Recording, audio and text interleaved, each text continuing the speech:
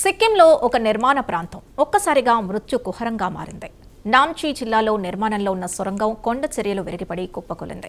దీనికి అనుమానాస్పద gas leak కూడా తోడైంది. దీంతో 27 మంది కార్మికులు లోపల చిక్కుకుపోగా మంగళవారం సాయంత్రానికి 11 మంది చనిపోయారు. రెస్క్యూ బృందాలు ప్రాణాలొడ్డి సహాయక చర్యలు కొనసాగిస్తున్నాయి. ప్రధాని మోదీ, కేంద్ర హోంమంత్రి అమిత్ షా పరిస్థితిని ఎప్పటికప్పుడు సమీక్షిస్తున్నారు.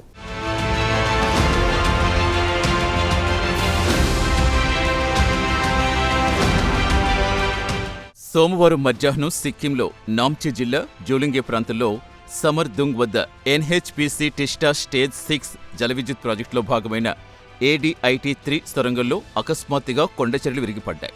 కొండచర్యల కారణంగా సొరంగం ప్రవేశద్వారం పూర్తిగా మూసేస్తుంది. అదే సమయంలో అనుమానాస్పద గ్యాస్ లీక్ కూడా సంభవించింది.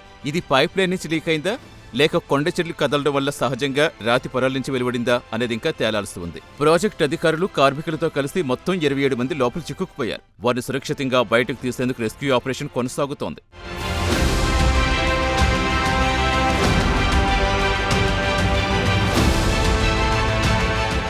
కొండల మధ్య కరెంటు తీగలు వేసేందుకు తవ్విన సొరంగం ఇప్పుడు అనేక కుటుంబాలకు కన్నీరు మిగిల్చింది. రెస్క్యూ ఆపరేషన్స్ జరుగుతున్న కొద్దీ మృతుల సంఖ్య ఇంకా పెరగవచ్చని అధికారులు అంటున్నారు. దీంతో కార్మికుల కుటుంబాల్లో మరింత ఆందోళన వ్యక్తమవుతోంది. సిక్కిం సమాజం యావత్తు ఆ సొరంగంలో చిక్కుకున్న ప్రతి ప్రాణి కోసం క్షేమంగా బయటికి రావాలని ప్రార్థిస్తోందంటే అతిశయోక్తి కాదు.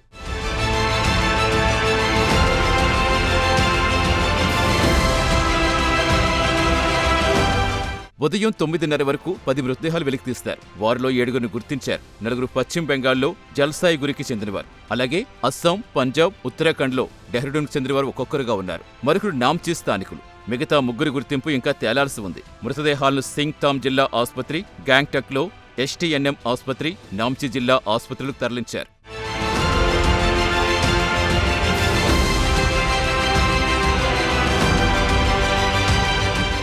ఇక సిక్కింలో ఈ ప్రమాద ఘటన తర్వాత అత్యంత ప్రమాదకర పరిస్థితుల్లో రెస్క్యూ ఆపరేషన్స్ జరుగుతున్నాయి. సొరంగంలో విషవాయువు కారణంగా రక్షణ చర్యల్లో పాల్గొన్న పశ్చిమ బెంగాల్ రెస్క్యూ బృందం సభ్యులకు కూడా తల తిరగటం, స్పృహ కోల్పోవడం వంటి లక్షణాలు కనిపించాయి. వారిని వెంటనే బయటకు తీసుకొచ్చి చికిత్స అందించారు. NDRF, రాష్ట్ర విపత్తు నిర్వహణ దళం, సిక్కిం పోలీసులు, అగ్నిమాపక సిబ్బంది గ్యాస్ మాస్కులు ధరించి సొరంగంలోకి ప్రవేశించి రెస్క్యూ ఆపరేషన్స్ కొనసాగిస్తున్నారు. మరోవైపు అంబులెన్స్ ను స్టాండ్ బైలో ఉంచారు. ప్యాక్యోంగ్ అదనపు SP, రాంగ్పో సబ్ డివిజనల్ పోలీస్ అధికారి, అగ్నిమాపక సిబ్బంది తొలుత సొరంగంలోకి వెళ్లి పరిస్థితి అంచనా వేశారు.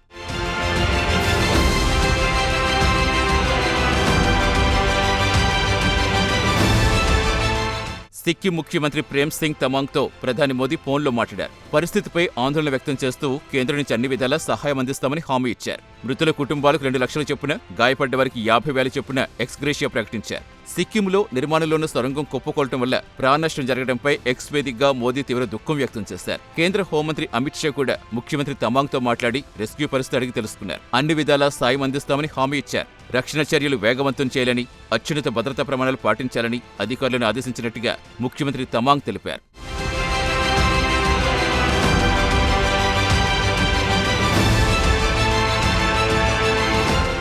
సిక్కింలో ఇలాంటి ప్రమాదాలు ఎక్కువగా ఎందుకు సంభవిస్తున్నాయనేది ఆందోళన రేపుతున్న అంశం. సిక్కిం భౌగోళికంగా అత్యంత సున్నితమైన హిమాలయ ప్రాంతం. టీస్తా నది పరివాహక ప్రాంతంలో నిర్మాణ పనులు, జల విద్యుత్ ప్రాజెక్టులు కొనసాగుతున్న క్రమంలో కొండచర్యలు విరిగిపడడం కొత్త విషయం కాదు.